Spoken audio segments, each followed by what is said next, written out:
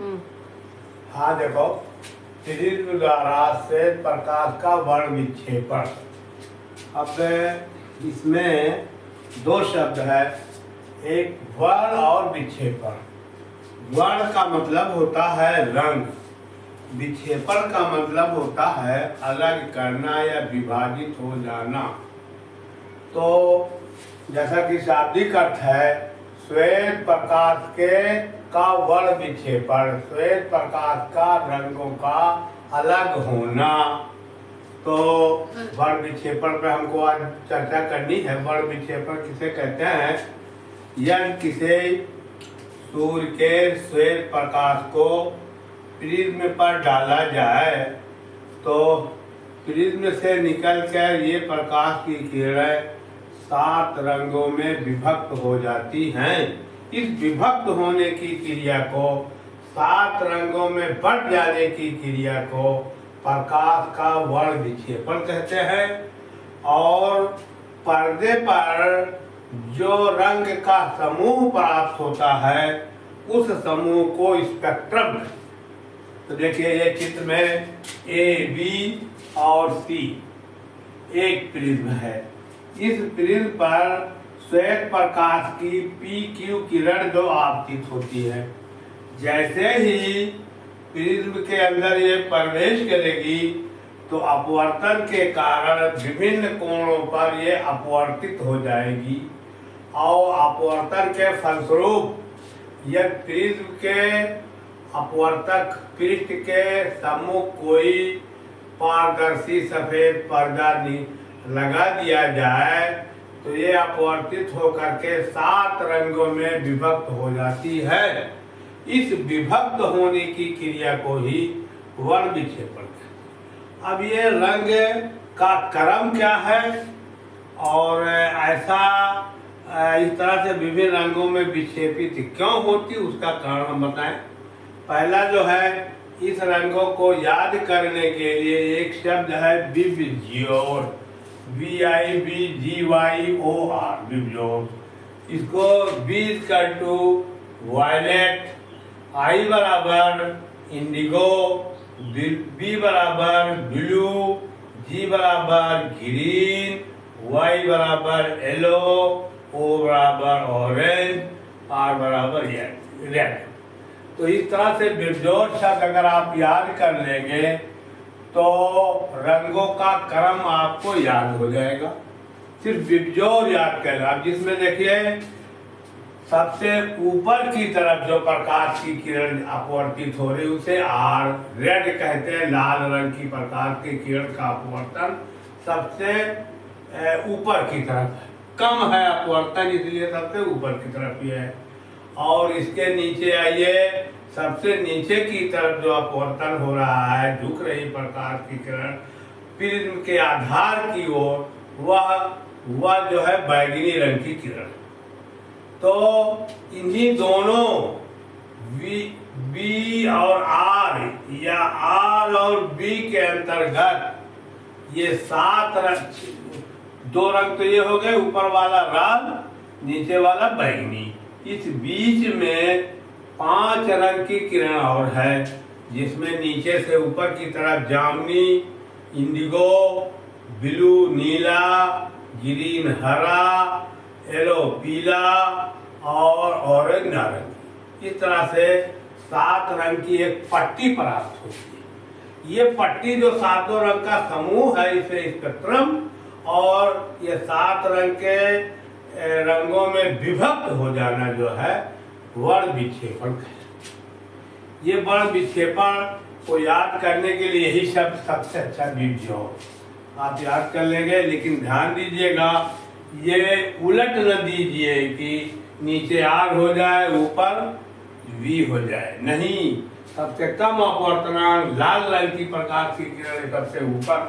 देखिए यहाँ से जब निर्गत हो रही किरण सबसे, यानी अब आधार की ओर सबसे कम झुक रही है, इसका मतलब लाल रंग के प्रकाश का अपवर्तनांक सबसे कम और अपवर्तन सबसे कम, और बैगनी रंग के प्रकाश का अपवर्तन जो सबसे अधिक है। ये देखिए इस तरह से है, इन्हीं अपवर्तन के कारण ही प्रकाश के किरणों को अपवर्तन होने के कारण ही 7 रंगों में विभक्त हो जाते। इस तरह से हम इनके रंग को याद करने का तरीका बता दिया। बिजोर, बी कमान वायलेट, आई जो है इंडिगो, बी ब्लू, जी ग्रीन, वाई येलो और ऑरेंज और ओ ऑरेंज आर रेड।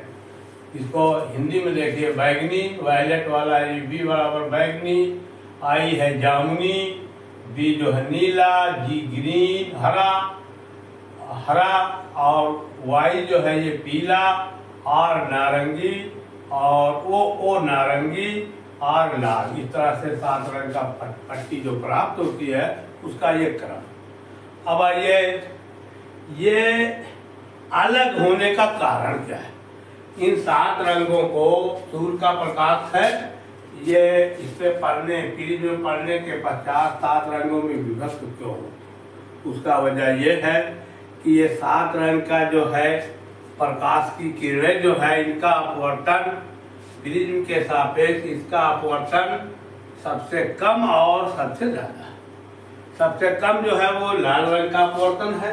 अगर एक ही अपवर्तन होता तो एक ही जगह पर सारी किरणें जा करके वो निर्गत होती, लेकिन चूंकि इनका अपवर्तन भिन्न भिन्न है, भिन्न अपवर्तन होता है प्रिज्म से, इसलिए ये 7 रंगों की पट्टी दिखाई पड़ती। यही का कभी कभी पूछा जाता है कि सूर्य का प्रकाश से जब प्रिज्म अंदर की तरफ जाता है तो 7 रंगों में विभक्त हो गया, बट गया, इसका क्या कारण है। कारण इसका ही है कि इन रंगों का जो 7 रंग हैं, 7 रंग की प्रकाश की किरण, तो इसका जो है अपवर्तनांक सबसे यानी अपवर्तन सबसे लाल रंग की किरण करती है, सबसे कम अपवर्तन और सबसे ज्यादा अपवर्तनांक जो है वो अपवर्तन करती है, झुकती है किसकी, बीसी आधा प्रिज्म के आधार बीसी की ओर सबसे अधिक झुकती है बैगनी रंग की और सबसे कम झुकती है वो आर लाल रंग की प्रकाश की किरण। ये नीचे से ऊपर की तरफ अपवर्तनांक घटते क्रम में है और ऊपर से यानी आर से वी यानी लाल से बैगनी की तरफ अपवर्तनांक जो ये बढ़ते क्रम में। और इसका देखिए अपवर्तनांक अगर इसका हम तरंगदैर्घ्य देखें, भिन्न भिन्न रंगों का तरंगदैर्घ्य भी भिन्न भिन्न है। यहाँ देखिए ये हमने एक साड़ी बना दिया है, एक साड़ी ये है, ये देखो एक साड़ी है, ये रंग है और तरंगदैर्घ्य का परास, तरंगदैर्घ्य का वो रेंज क्या है, एस्ट्रॉन, ये एक निशान जो यूनिट एस्ट्रॉन है। तो देखिए लाल रंग का तरंगदैर्घ्य सबसे कम वो है 7800 से 7800 से 6400 एस्ट्रॉन। जिस रंग के प्रकाश का तरंगदैर्घ्य अधिक होगा उसका अपवर्तनांक जो है सबसे कम है। यहाँ जानिए उल्टा यहाँ हो रहा है, तरंगदैर्घ्य अधिक होना अपवर्तनांक सबसे कम होना। तो देखिए लाल रंग के प्रकाश का तरंगदैर्घ्य सबसे अधिक 68,000 से 7,800 से 6,400 ना। उसके बाद आइए उससे कम जो है नारंगी रंग 64,400 से 6,000 एस्ट्रॉन। पीले रंग का पीला रंग का देखिए और 6,000 से 5,700 एस्ट्रॉन इसका तरंगदैर्घ्य है। हरा रंग वाला 5,700 से 5,000 एस्ट्रॉन इसका तरंगदैर्घ्य है। नीला रंग 5,000 से 4,600 एस्ट्रॉन तरंगदैर्घ्य है। जामुनी रंग 4,600 से 4,300 एस्ट्रॉन और बैगनी रंग सबसे कम जो तरंगदैर्घ्य की है 4,300 से 4,000 एस्ट्रॉन, सबसे कम तरंगदैर्घ्य। इसका मतलब है कि उल्टा है ये, जिसका तरंगदैर्घ्य अधिक होगा उसका अपवर्तनांक जो है सबसे कम, प्रिज्म के सापेक्ष उसका अपवर्तनांक सबसे कम, और जिसका तरंगदैर्घ्य सबसे कम है उसका अपवर्तनांक जो है प्रिज्म के सापेक्ष उसका अपवर्तनांक सबसे ज्यादा होगा। ये है वर्ण विक्षेपण और वर्ण विक्षेपण का कारण। बस